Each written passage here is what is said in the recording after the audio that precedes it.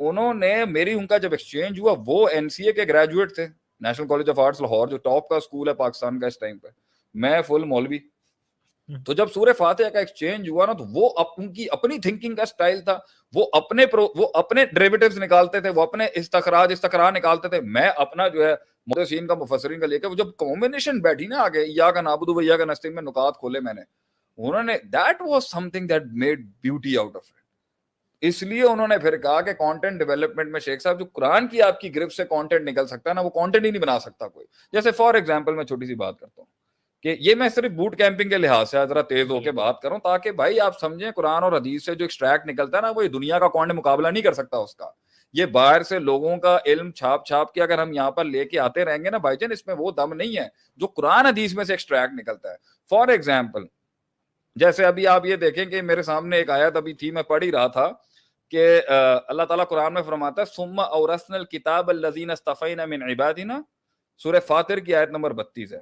فمنہم ظالم لنفسہ ومنہم مقتصد ومنہم سابق بالخیرات. اللہ تعالیٰ فرماتا ہے کہ ہم نے چن لیا, ہم نے اس کتاب کو دیا ان کو جن کو ہم نے چن لیا اپنے بندوں میں سے, اور وہ 3 کیٹیگریز میں ہوتے ہیں. ظالم لنفسہ, ایمان لانے والوں کی 3 کیٹیگریاں بیان کی, ظالم لنفسہ, مقتصد اور سابق بالخیرات. ظالم لنفسہ اور مقتصد اور سابق بالخیرات, یہ قرآن نے 3 کلاسیفیکیشنز کی ہیں بیہیویئرل سائیکالوجی کی پرسپیکٹو کے لحاظ سے, کہ سابق بالخیرات وہ ہیں جو حرام کو بھی چھوڑتا ہے, واجب پر بھی عمل کرتا ہے, مینڈیٹری ڈوز اور مینڈیٹری ڈو ناٹس کو ہیں.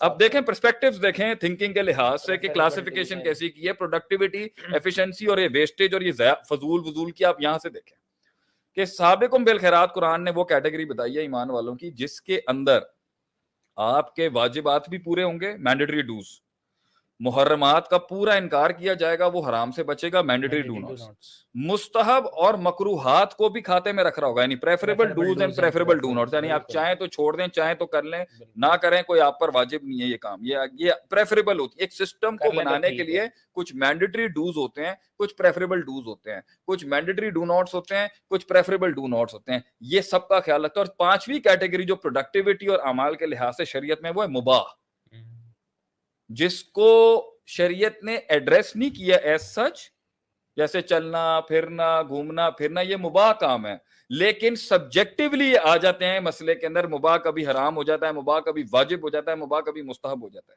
چلنا پھرنا کھانا ایکسرسائز کرنا یہ مباح کام ہے, لیکن ایک کسی حد یہ کسی طریقے سے شریعت کی 5ویں ڈسٹرکٹ بن جاتی ہے آگے سے. تو اس کے یہ سابقم بالخیرات وہ ہیں جو کسی جگہ پر فضول ضائع نہیں کرتے ہیں, اتنی پروڈکٹیوٹی ہوتی ہے, یہ ٹاپ نوچ پرفارمرز ہیں.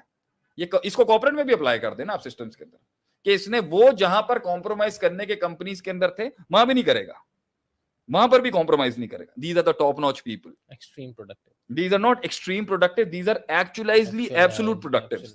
جنہوں نے جس فیلڈ میں بھی جانا ہے نا, وہ اس کے سارے پروز کو دیکھیں گے, اس کے کونس کو دیکھیں گے, اور پھر اس کے بعد اپنا سارا مسل لگائیں گے اس کو. پھر اللہ کہتا ہے مقتصد ہیں, واجب کرے گا, حرام چھوڑ دے گا, مستحب اور مکروہ کے اوپر تھوڑا ڈھیلا ہے. یہاں پر یہ امام ابن قیم رحمہ اللہ is a great scholar of the 8th century, انہوں نے یہ تقسیم کے اوپر بڑا کلام کیا.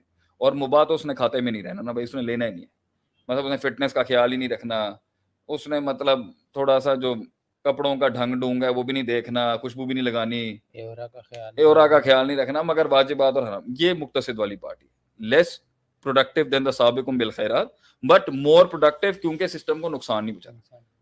تیسرے ہیں ظالم لنفسی, ہیں یہ بھی کمپنی کا حصہ ہیں, اسلام کا حصہ ہے, آرگنائزیشن کا پارٹ ہے, سسٹم کا پارٹ ہے, مگر واجبات پہ بھی ڈنڈی ہے کہیں, محرمات حرام چیزوں میں بھی کبھی مینڈیٹری ایس او پیز کے اندر کہیں نہ کہیں کمپرومائز کریں, باقی نیچے کی کیٹیگری تو ویسے ہی کمپرومائز ہوگی. تو دیکھیں قرآن کی اس آیت کے اندر ہیومن پرفارمنسز اور پروڈکٹیوٹیز کے کتنے لیولز موجود تھے. ہم اس کلاسیفیکیشن کو چھوڑ کے کسی اور کی طرف کیوں جائیں, کیونکہ اس کلاسیفیکیشن کی بیس کے اوپر پورے 3 بر اعظموں پہ راج کرایا ہے, اس نے کانکر کیا ان صدیوں کو, کہ یہ بیسس تھی نا اس کی. بالکل, لیکن دھیان ہی نہیں جاتا. تو میں اسی پہ ریپ اپ کروں گا اپنے, اور سب کو اکوموڈیٹ بھی کیا جا سکتا ہے, اکوموڈیٹ بھی کیا, دوسرے والے کو اکوموڈیٹ کیا, ذلیل نہیں کیا, تیسرے والے کو ذلیل نہیں کیا, تنبیہ کیا. سب کو پرفارمنس میں لانے کا جو سیٹ اپ ہے وہ different ڈفرینٹ ہے, ہوگا. لیکن پورے سسٹم کو موو کرایا آگے سے. انفرادیت میں تو چھوڑا ہی نہیں ہے کبھی کسی نے ہماری اسلامک شریعہ کے پرسپیکٹو میں. تو میری ساری چیزوں کے اوپر رکھنا ہے تھی اس ہائی لیول کی سوچ اور انٹلیکٹ پہ جان. کیا کر رہی ہے قوم, کیا کریں لوگ, تلاش کیوں نہیں کر رہے, سوچ کیوں نہیں رہے, ڈھونڈ کیوں نہیں رہے. اور اگر ہمارے والوں کو جب یہاں سے نہیں ملے گا تو پھر کہیں اور جائیں گے. مگر ضائع کیسے کر سکتا ہے, اب یہ ساری سوچیں میں بتا حسن ضائع کیسے کر سکتا ہے. وہ تو کمر اور بستر کا تعلق ختم ہو جاتا ہے جب انسان کی زندگی کے اندر اس کو پتا ہوتا ہے کہ سامنے بربادی اور سامنے آبادی کھڑی ہے. بالکل صحیح. That's how it is. آج اگر یہ سیریس ہوں گے, آج یہ سنجیدگی آئے گی, آج یہ ڈیڈیکیٹڈ ہوں گے, تو آج لائف پر گرپ ہو جائے گی. ایک فیسٹ کے اندر صرف اپنے آپ کو کامیاب کر کے سمجھنا کہ جی میں اس میں بڑا ایکسیلنٹ ہو گیا ہوں اور باقی ساری ڈومینز ماٹھی ہوئی ہیں, چاہے وہ پرسنل ہو, مورل ہو, سوشل ہو, چاہے وہ کسی بھی ایسپیکٹ سے ہو. تو یہ تو ایکچولائزیشن نہیں ہے ہیومن سوچ کی, ہیومن گروتھ کی. ہاں جی, کیا رسپانس ہے جی؟ نہیں الحمدللہ